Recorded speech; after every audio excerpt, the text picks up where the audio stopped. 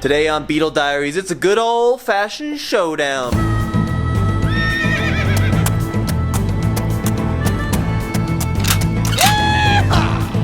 Between our 1971 Volkswagen Super Beetle and a brand new Volkswagen Golf All-Track. Now, in theory, Felix here should have the clear advantage. 1.6 liter 4-cylinder flat 4, weighs around 2,000 pounds, no electronics or safety goodies to weigh it down, but the new All-Track, well, technology has come a long way in terms of fuel efficiency. 1.8 liter 4-cylinder turbocharged engine with a manual transmission. I think Felix here is going to have a hard time beating new tech, so it's time to pull out some tricks.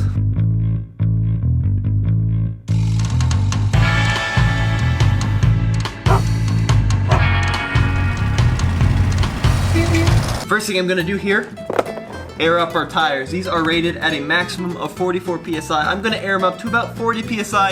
It means this thing's going to ride harsh, but I want to get the most out of these really thin brand new tires.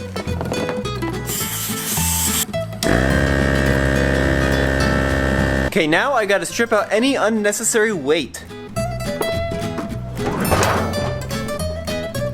Come on, Jeff, get out of there.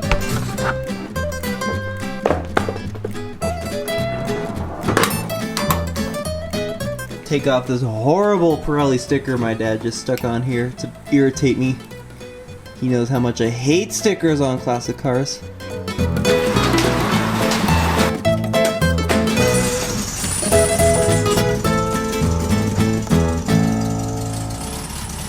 And just to give me that little extra advantage, I'm gonna go ahead and stick Jeff in with Nathan. Buckle up, Jeff.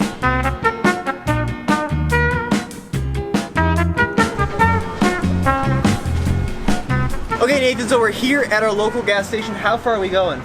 50 miles. And it's not just highway, right? It's kind of everything. Yeah, it's a little mix of everything, a little rural roads, a little bit of traffic. Yeah. It's going to be exciting. So we've got 60 horsepower in the Beetle versus like 170 in the All-Track. Yep. Who do you think is going to win this? Well, I do know one thing. I'm going to come out on top because it's nearly 90 degrees and I have air conditioning. I'm sorry to say you don't.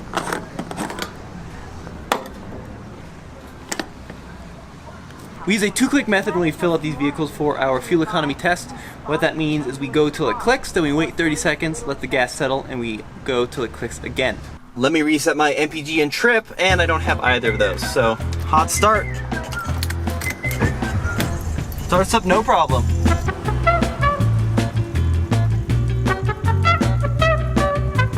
You guys don't know this, but Jeff is 1/4 German. Jeff? Yeah? Wie geht's? Du bist wunderschön. Dankeschön, Dankeschön.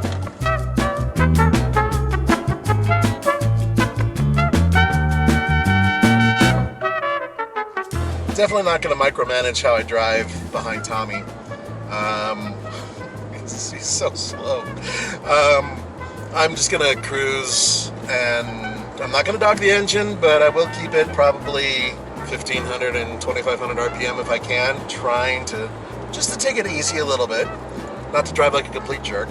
On the highway, the Beetle drives like a dream and can easily keep up with modern day traffic. It is worth noting though that in crosswinds, it can be pretty darn scary.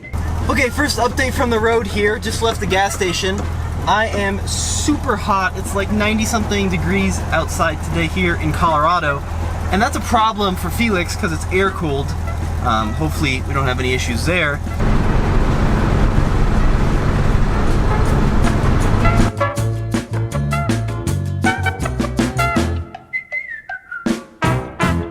Okay guys, we made it to our first camera swap point. Highway portion is done.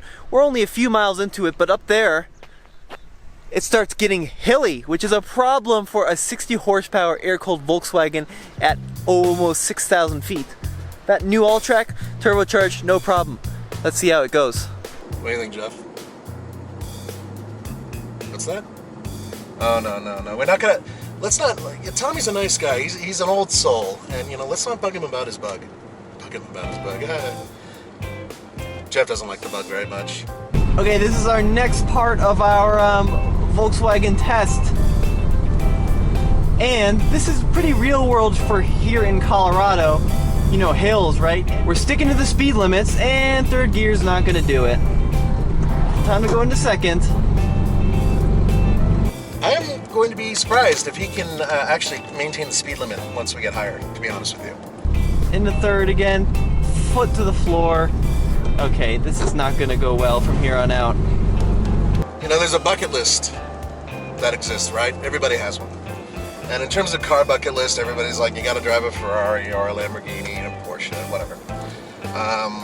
And I agree with a lot of, what people believe. You gotta drive a high performance sports car, yes.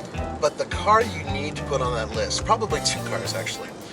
An original Mini Cooper and a Volkswagen Beetle, a real Beetle, not this new Beetle crap, which is basically a Volkswagen Golf. No. The original Beetle. Any fuel benefits I had on the highway coming up here, I think I just lost them. It's not so much that it's an amazing driving experience. You're going to reach driving nirvana while driving a Beetle, but what you will experience is feeling a vehicle that is absolutely bare bones a car. In fact, it should just have a wrapper around it that just says car.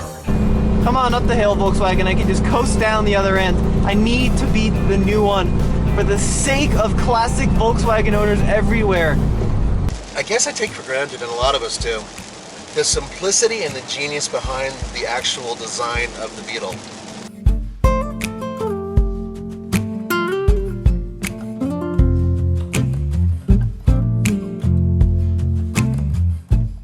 Believe me, I know where it was sourced. I understand that, one of the most contemptible, horrible people ever to exist was one of the people who demanded a vehicle like it. However, I'm not giving that jackass any credit for the car. I'm giving the actual designers credit for the car because they really did sweat the details.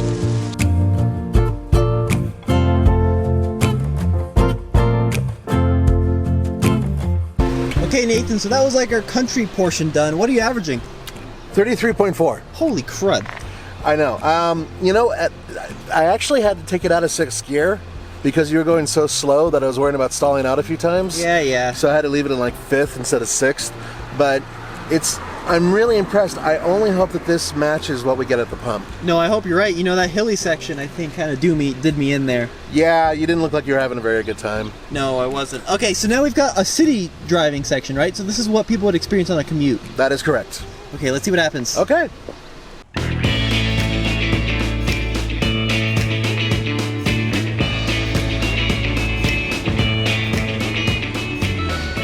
I love this Volkswagen I'm driving. I like the all-track. Right now it's raining outside and there's a little bit of mud on the road and everything else. I am not worried in this car whatsoever. It has a fantastic all-wheel drive system. However, if I wanted to do something to this car, or any car that's modern, yeah, you pretty much are going to flash its brain. You're going to throw an exhaust on it. You can just do little things like that. They're all rather generic nowadays because you can't really do anything with this car unless you're nuts. The Volkswagen, there's so many different directions you can go with it, with the old Beetle, you know what I mean? Jeff doesn't agree with me. He has an issue with old cars versus new cars. He thinks that old cars are unsafe, they don't smell good, they leak gas all over the place. Yeah, okay, those are true. But he also has an issue with the fact that they're not exactly high performing, and I think that this is where he and I are going to have a bit of a difference of opinion because I believe that the old Beetle is still pretty efficient. Okay guys, we're about to enter the city portion. I want to show you guys something really cool. Check this out. That right there, that is our windshield squirter, but the way it functions is pretty out of this world. Check it out now.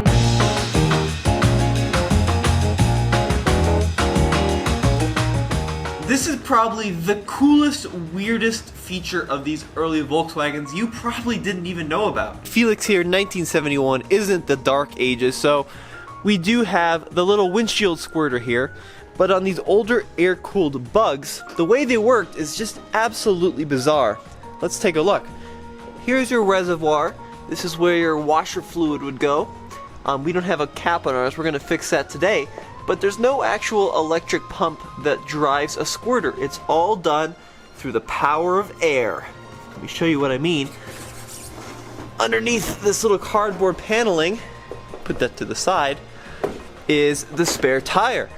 and you can see there's a little tube that runs from the valve on the spare tire up to this little valve here, and then there's supposed to be a tube that runs from this valve into the squirter reservoir.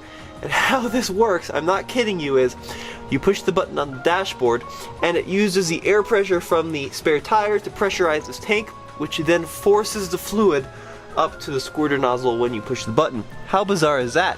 Of course, ours doesn't work. We're gonna figure out why. The first thing we need to fix the system is a cap for the reservoir and a tube that leads to this little valve here.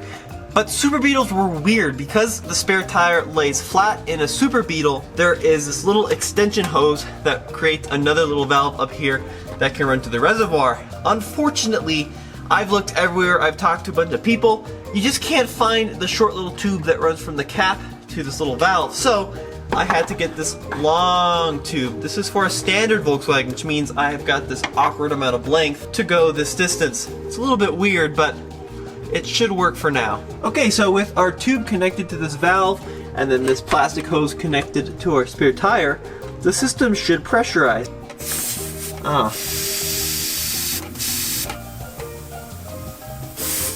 Yeah, that's leaking quite badly, so I'm gonna have to find a solution to stop that leak of air.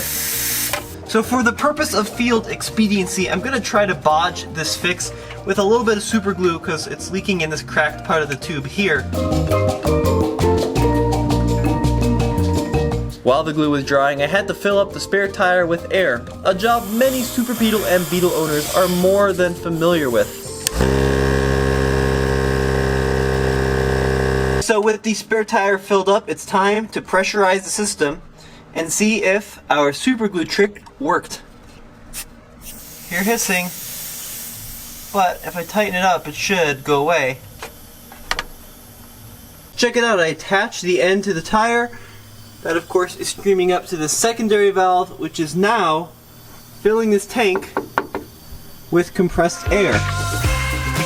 With the system hooked up, when I push the squirter button, compressed air should come squirting out of those two little ends. Okay, about to fill up the tank with water. That's how it pressurizes the system. The cap forces air into the tank, which then forces the liquid up to the squirter.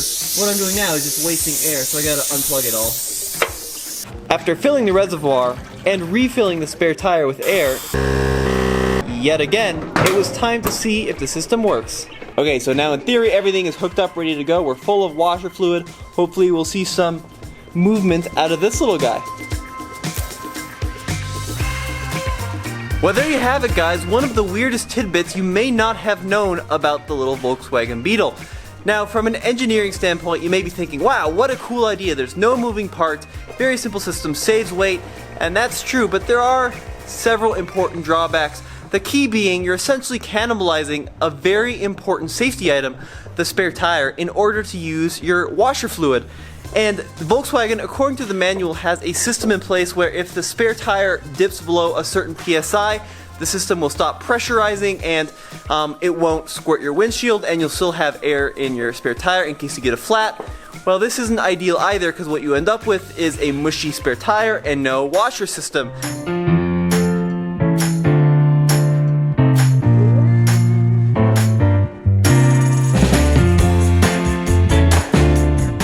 What kind of mileage am I expecting in this 1971 Super Beetle?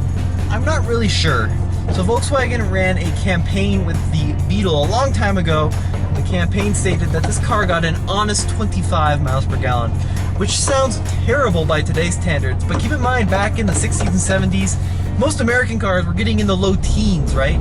You know, LTDs, you had big old Lincolns, massive Caprices, so 25 was really good. Obviously today, not so hot for a car this size that weighs 2,000 pounds, but we'll just have to wait and see.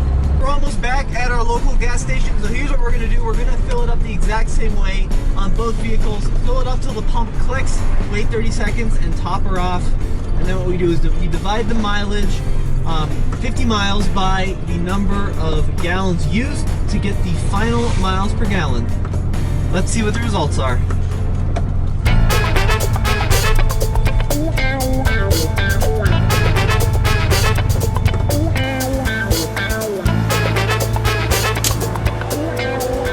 Okay, there's the first click. Now we wait 30 seconds and give it one more. What kind of mileage were you getting? Okay, let's show you exactly how much. Come on. 33.3. All right, Nathan, I can tell you right away just by the amount of gallons you used, the all-track did better. Oh yeah, I'm sure of it. So that did 1.7, this did 1.4. Actually, yours did better than I expected. Yeah, that's pretty good. Let's see what that equates to. All right. So Nathan, for the all-track, 49.6 is our mileage, according to the GPS, divided by 1.410 gallons is... That's much better than it actually said. So it's actually underestimating. Underestimating, that's what I like to see. So now for Felix, the 47-year-old Beetle, 49.6 49.6 divided by divided by 1.784. The damage is... 27.8. Wow, that's pretty good. I figured you were getting over 25 miles per gallon. You know, for an old car, which doesn't have all the goodies that mine has, that's actually really good. You know, it's pretty good considering Volkswagen claimed mid-20s, 47 years later at 6,000 feet, still getting that. That's not bad. Well guys, thank you so much for watching. I'm Tommy Micah. And Nathan Adlin. We'll see you guys next time here at the Fast Lane Now. I can't take you anywhere. We can't even talk rock and roll. Let's go to the really popular one, Detroit Rock City, okay? Still one of their best songs. Dr. Love, Cold Gin, Ace. How can you not know any of their old stuff? I want to rock and roll all night and party every day. At least that. This is disappointing. I can't. So let me guess. Like Roman, you're totally into Barry Manilow. It's a wasted drive. I swear to God, I'm never driving with you again.